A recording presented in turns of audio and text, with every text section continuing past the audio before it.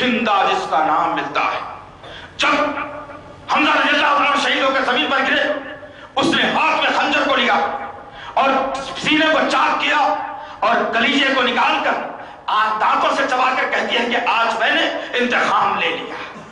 اور پھر حضرت حمزہ رضی اللہ عنہ کی ناک کاٹی گئی، انگلیوں کے پور پور کاٹے گئے، پیروں کے ناخنوں کو نکال دیا گیا، انگلیوں کو الگ کر دیا گیا، کانوں کو کاٹ دیا گیا، ہونٹوں کو الگ کیا گیا، جس کو کہتے ہیں مسئلہ کیا گیا. مسئلہ پورے جسم کو الگ الگ کر ڈال دیا گیا. میرے اور آپ کے آقا دیکھ کر آنکھ سے آنسو جاری کرتے ہیں. اور پھر آقا نے لقب دیا سید الشہداء کہ میرا چچا تمام شہیدوں کا سردار ہے. سردار. اللہ اکبر. غور کرو تو تم لا کر کس کی تاریخ کو کس پر چسپاں کر کے کس کو سردار بنا دیا دوست. اور میں اور آپ ہیں کہ یہی تاریخ کو ہم نے غنیمت سمجھ کر اسی تاریخ کو لے کر کے تمام لوگوں میں واویلا کر دیا. مگر افسوسناک بات یہ بھی ہے کہ ہم سنیوں کے عالموں نے بھی اس میں کوئی کسر نہیں رکھی. وہی شیعت کی تاریخ کو ہم نے بھی بیان کر دیا. جو پانی نہ پلائے اس کو ہم نے لقب دے دیا یزید ہے. نعوذ باللہ من ذالک. آخر میں بتاؤں گا میں کون تھی کیا تھا. غرض کرنے کا مقصد یہ عزیزان محترم، یہ ایک شہادت ہوئی اسلام کے لیے. یہ تاریخ تمہیں یاد ہے، ان کی شہادت تمہیں یاد ہے، یہ واقعہ تمہیں یاد ہے. اسی دن اور ایک شہادت ہوئی تھی جس پر نبی کریم صلی اللہ علیہ وسلم نے بہت اشکار ہو کر آواز سے رونا شروع کیا تھا. مؤثر بن عمیر رضی اللہ تعالیٰ عنہ. نبی کریم صلی اللہ علیہ وسلم نے کہا میری امت کا یوسف ہے. مؤثر بن عمیر میری امت کا یوسف ہے. جب مؤثر بن عمیر رضی اللہ تعالیٰ عنہ کی تدفین کا موقع آیا، کپڑا نہیں ہے جسم کے اوپر، نبی کریم صلی اللہ علیہ وسلم نے کہا جاؤ تھوڑی گھاس اٹھا کر کے لانا، کہیں سے کچھ پتے اٹھا کر کے لاؤ. میرا مؤثر آج کپڑا بھی نصیب نہیں ہے. میرا مؤثر وہ ہے جو مکے میں چلتا، کسی گلی سے اگر گزرتا تو دوسری گلی والے گواہی دیتے کہ مؤثر جا رہا ہے.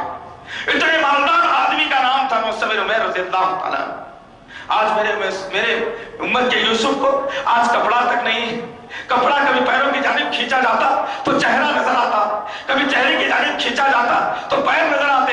نبی کریم صلی اللہ علیہ وسلم نے حکم دیا کہ آؤ کپڑے کو سر کی جانب کر دو اور اس کے پیروں پر کچھ پتے اور گھاس کو ڈال کر اس کی تدفین کر دینا. دوسری بڑی شہادت مستقبل میں کون؟ اسلام کا پہلا مبلغ. ابھی ہجرت نہیں ہوئی نبی کریم صلی اللہ علیہ وسلم کی. اسلام کی تعلیمات کو پھیلانے کے لیے پہلا آدمی مدینے کی سرزمین پر جس نے قدم رکھا، اسلام کی تعلیمات لوگوں تک جس نے پہنچائی مدینے میں نبی کے آنے سے پہلے، وہ مؤثر بن عمیر رضی اللہ تعالیٰ عنہ تھے. تم غور کرو ذرا ان کی تاریخ پر بھی، ان واقعات کو ذرا اپنے سینوں میں جگہ دو دوستو. کب تک غیر نتھیوں کی تاریخوں کو لے کر ہم زندگی گزارنے کے عادی بنے؟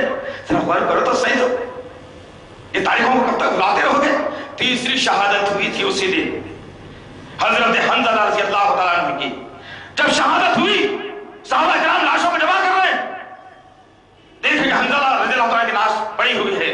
صحابہ کرام نے پیروں کی جانب پکڑا، ہاتھوں کی جانب پکڑا، لاش کو زمین سے اٹھایا گیا. جسم سے خون رسنے کے بجائے سر سے اور جسم سے پانی کے قطرات زمین پر گر رہے ہیں. پانی کے خطرات. صحابہ کو چھمبا ہوا کہ حنظلہ کے جسم سے پانی کے خطرات کیسے. نبی کے پاس لاشیں کو لایا گیا، رکھا گیا اور بتایا گیا کہ یا رسول اللہ عجیب منظر دیکھا ہم نے. حنظلہ کے لاشیں کو اٹھایا گیا، خون کے بجائے پانی کے خطرات گر رہے ہیں. پانی کے خطرات. نبی کریم صلی اللہ علیہ وسلم نے صحابہ کو کہا تم کیا جانتے ہو حنظلہ کے معاملے میں؟ کہ کل رات یہ اپنی بیوی سے صحبت کیا تھا اور پھر ہم نے اعلان کیا کہ جنگ کا جانے کا ارادہ ہے. اسی حالت میں حنظلہ نے جنگ میں شرکت کی. اسلام کو بچانے کی خاطر جب اپنی جان کا نذرانہ دیا تو اللہ رب العزت کو حیا آئی کہ نبی کا ماننے والا اسلام کے خاطر اپنی جان کا نذرانہ دیا. اللہ نے فرشتوں کو بھیج کر حنظلہ کا غسل کروایا ہے. اللہ اکبر. ان تاریخوں کو یاد رکھو دوستو. تو ان تاریخوں کو یاد تو رکھو. کبھی بات سمجھنے کی کوشش تو کرو. اسلام سے محبت کرو. اسلام کی تعلیمات کو سینے میں جگہ دو. ایک اور شہادت مختصر بتا دوں میں، لمبی نہیں کیونکہ آخری عنوان پر بات کر رہا ہے ہمیں. ایک اور شہادت اسلام کے لیے ہوئی.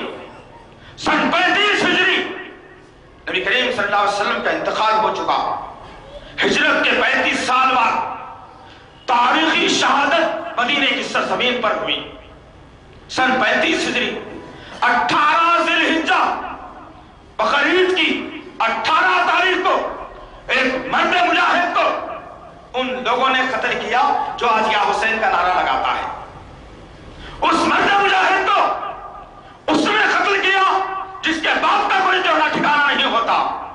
ان لوگوں نے اس مرد مجاہد کو قتل کیا، شہید کیا، جو آج شیعہ یا رافضی کے نام سے جانے جاتے ہیں۔ یہودی والنسل 40 دن تک نبی کے دوہرے داماد کو بند کر دیا گیا قید خانے میں، کھانے پینے کے لالے کر دیے گئے۔ آخری ایام چل رہے ہیں، حضرت عثمان نے کھڑکی کھولی، ایک کپڑا لیا، لکڑی کو باندھا اور لکڑی کو باہر کیا اور آواز دی لوگوں سے، کہا ظالمو اتنا بھی نہ ترساؤ، بیوی پیار سے بلک رہی ہے، یہ تمہارا خلیفہ عثمان پیار سے بلک رہا ہے۔ ارے وہ کنواں جس سے تم پانی پیتے ہو روز، جس کا پانی تم خرچ کرتے ہو روز، ذرا تم احساس تو رکھو اس بحر روما کو اس عثمان نے خرید کر تمہارے حوالے کیا ہے۔ کیا آج اس بحر روما سے عثمان کے حلق میں 2 چلو پانی نہیں پہنچ سکتا؟ دشمن لکڑی کو کھینچ لیا اور توڑ کر پھینک دیا۔ دشمن احاطہ تنگ کر رہا ہے۔ عبداللہ بن ابی، عبداللہ بن سلول، عبداللہ بن سبا، یہ ٹکڑی کے لوگ تھے جو حضرت عثمان کی شہادت میں جنہوں نے حصہ لیا تھا۔ عبداللہ بن سبا یہود النسل لوگوں کو جمع کر رہا ہے، گھر کے قریب محاصرہ کیا جا رہا ہے۔ امت کی غیور خاتون نائلہ نے آواز دی، اے میرے شوہر عثمان، دشمن قریب آ رہا ہے، اللہ جانے کیا ہونے والا ہے۔ پلٹ کر عثمان رضی اللہ تعالیٰ عنہ نبی کے دوہرے داماد نے آواز لگائی، کہا ہے میری بیوی کچھ کھانے کے لیے نہیں، کچھ پینے کے لیے نہیں، چلو آج سے تمہارا عثمان روزے رکھنا شروع کر دیتا ہے۔ عثمان رضی اللہ تعالیٰ عنہ روزے رکھ رہا ہے دن رات، بیوی پریشان ہے، زبان پر کانٹے آ رہے ہیں، پانی نہیں مل رہا ہے، بھوک سے نڈھالی ہو رہی ہے۔ قرآن کو کھولا اور حضرت عثمان رضی اللہ تعالیٰ عنہ نے تلاوت شروع کر دی سورہ بقرہ کی۔ کئی مرتبہ ایسا ہوا کہ گردن پھلکی، چکر آئی، غنودگی آئی، بھوک اور پیاس کی وجہ سے قرآن پر گر گئی گردن۔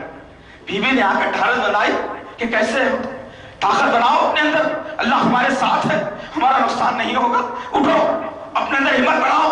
عثمان رضی اللہ تعالیٰ پھر بیٹھ جاتے ہیں اور پھر قرآن کی تلاوت شروع کرتے ہیں۔ ادھر دشمن محاصرہ تنگ کر رہا ہے، محاصرہ تنگ ہوا، دیوار پھلانگ کر دشمن گھر میں آیا اور دروازے کو توڑ دیا گیا۔ گھر میں داخل ہو کر کے حضرت عثمان رضی اللہ تعالیٰ عنہ کے داڑھی کے بالوں کو پکڑ کر، سر کے بالوں کو پکڑ کر چھنجوڑ دیا گیا۔ عثمان رضی اللہ تعالیٰ عنہ کہا کہ ظالمو میں نے کیا بگاڑا ہے تمہارا، کم سے کم اتنا تو کر دو کہ مجھے معاف کر دو، یہاں سے مجھے کہیں دور بھیج دو یہاں سے۔ دشمن نے کیا کیا، ہاتھ میں برچھی کو لیا اور عثمان رضی اللہ تعالیٰ عنہ کے سینے میں زوردار وار کرتا ہے، جس کی وجہ سے سینے کے آر پار وہ برچھی ہو جاتی ہے، خون کا فوارہ نکلتا ہے اور قرآن پر چھینٹے پڑ جاتے ہیں۔ فَسَيَكْفِيكَهُمُ اللَّهُ وَهُوَ السَّمِيعُ الْعَلِيمُ۔ آج تک وہ قرآن لندن کے میوزیم میں موجود ہے۔ سورہ بقرہ کی آیت 137 پر خون کے چھینٹے پڑے تھے کہ اللہ ہمارے لیے کافی ہے، وہ سننے والا، علم رکھنے والا ہے۔ امت کی ماں پر تلوار چلائی گئی، دونوں ہاتھوں کی انگلیاں کٹ گئی۔ 18 ذی الحجہ سن 35 ہجری کے روز یہ ایک مرد مجاہد کو ان ظالموں نے قتل کر دیا، ان ظالموں نے موت کے گھاٹ اتار دیا، ان ظالموں نے شہید کر دیا، صرف اس بنیاد پر کہ علی کے چاہنے والے ہیں۔ آئیے ذرا ان کا بھی محاسبہ کریں تھوڑے سے وقت کے اندر کہ یہ لوگ کتنا علی کو چاہنے والے ہیں۔ ارے نعوذ باللہ من ذالک، یاذ باللہ، علی رضی اللہ تعالیٰ عنہ عثمان کے چاہنے والا، علی رضی اللہ تعالیٰ عنہ عمر کا چاہنے والا، علی رضی اللہ تعالیٰ عنہ ابو بکر کا چاہنے والا، جس کی بنیاد کے اوپر حضرت علی رضی اللہ تعالیٰ عنہ کے کتنے بیٹے تھے؟ بھائی کسی سے سوال کر لیا جائے تو لوگ کہتے ہیں کہ کتنے تھے، کتنے بتائیں گے لوگ؟ اتنے بتائیں گے۔ اگر کسی سے نوجوانوں سے، ماں بہنوں سے، علمی حلقوں سے سوال کر لیا جائے کہ ابو علی رضی اللہ تعالیٰ عنہ کے بیٹے کتنے تھے، تو کہا جائے گا اتنے تھے۔ نعوذ باللہ من ذالک، جھوٹ ہے، یہ جھوٹ پر مبنی بات ہے کہ علی رضی اللہ تعالیٰ عنہ کے 2 بیٹے تھے. ہم کہیں گے 2 نہیں، حضرت علی کے 6 بیٹے تھے. 6 گواہی ہے اس بات کی. میں آپ گواہی نہیں، میری اور آپ کی گواہی جائے گی تو یہ کالے کپڑے پہن کر دھوکہ دینے والا آدمی کہے گا کہ نہیں یہ تو تمہاری بنائی ہوئی طاقت ہے، یہ تمہاری بنائی ہوئی طاقت ہے. ارے شیعوں کی کتابوں کا کبھی محاسبہ کرو، ان کا تعاقب کرو، ان کا تعاقب. تاریخ سامنے آ جائے گی انشاءاللہ العزیز. حضرت علی رضی اللہ تعالیٰ کی پہلی بیوی فاطمہ رضی اللہ تعالیٰ عنہ سے 2 بیٹے، حضرت حسین، حضرت حسن. فاطمہ رضی اللہ تعالیٰ عنہ کے بعد حضرت علی رضی اللہ تعالیٰ عنہ جس عورت سے نکاح کیا اس سے 4 بیٹے. اللہ اکبر. جس کا پہلے بیٹے کا نام حضرت علی نے ابوبکر رکھا، دوسرے بیٹے کا نام عمر رکھا، تیسرے بیٹے کا نام عثمان رکھا، چوتھے کا نام عبد الرحمن رکھا. ارے تم کہاں سے تاریخ، کدھر کی تاریخ، کون سا دن، کون سی بات کہاں ملا دی ہے دوستو، اور ہم ان کے شکار ہوتے چلے گئے. یہ تاریخ ہے جو بدلا رہی ہے شہادتوں کی. یہ اتھنٹک تاریخ ہے، احادیث میں موجود ہیں، تاریخ صحابہ میں موجود ہیں. اب آئیے ذرا محاسبہ کر کے دیکھیں کہ کیا 10 محرم کو حقیقی تاریخ ہوئی تھی یا نہیں ہوئی تھی. ضروری ہے، ضروری ہے یہ دیکھنا میرے اور آپ کے لیے. کچھ کم و بیش قریب 50 ہجری کی بات ہے جب حضرت علی رضی اللہ تعالیٰ کو خلیفہ بنایا گیا. عبداللہ بن سبا تمام لوگوں کے ساتھ مل کر کیبنٹ جمائی. کیبنٹ جما کر کے کہا اب مدینے میں مرکزی دفتر نہیں رہے گا اسلام کا. نعوذ باللہ. پہلی دشمنی ذرا غور کرو تو پہلی دشمنی دیکھیں اسلام سے کیسی ہے ان کی کہ مرکز کا دفتر اسلام کا وہ مدینے میں نہیں رہے گا، عراق کوفے میں رہے گا. نعوذ باللہ. علی کو مجبور کیا گیا، دفتر کو تبدیل منتقل کر دیا گیا. کوفے میں مرکزی مملکت قائم ہوئی اور کوفے میں خلیفہ تسلیم کر لیا گیا حضرت علی کو، اور وہاں سے اسلام کو پھیلانا شروع کیا گیا. جتنے لوگ حضرت عثمان کی تائید میں تھے انہی کوفیوں نے ان کو موت کے گھاٹ اتار دیا. علی سے کہنے لگے ہم شیعان علی ہیں، ہم تمہارے دوست ہیں، ہم تمہارا ساتھ دینے کے لیے تیار ہیں. ایک وقت آیا کہ حضرت علی کو بھی اللہ نے ابدی موت دے دی. اب خلیفہ کا معاملہ تھا. حضرت حسین اپنے باپ کے ساتھ کوفے میں رہنے کے بجائے اپنے لالا کے شوہر کو توجہ دی. مدینے میں آپ نے خیام ڈالا اور مدینے میں آپ نے اپنی زندگی گزاری. باپ کا انتقال ہو گیا، نماز جنازہ پڑھ دی گئی، تدفین ہو گئی. پھر بھی حضرت حسین مدینے کو چھوڑنے کا وعدہ نہیں کیا، اس لیے کہ نانا کے شہر سے محبت تھی نا. مدینے میں رہنے لگے. ایک وقت وہ بھی آیا. اب یہاں سے معاملہ ٹیڑھا ہوا اور تمام کے تمام منافقین کی ٹولی اطراف شام اور عراق کی سرحدوں پر پھیلنا شروع ہوا، اور کچھ منافقین کی ٹولی مدینے اور مکے کی سرزمین پر آئی. اور ہوا یہ کہ حضرت حسین سے کہنے لگے کہ دیکھو ہم تمام لوگوں کے اندر سے خلیفہ تم کو چننا پسند کریں گے، اس لیے کہ تمہارے باپ خلیفہ تھا.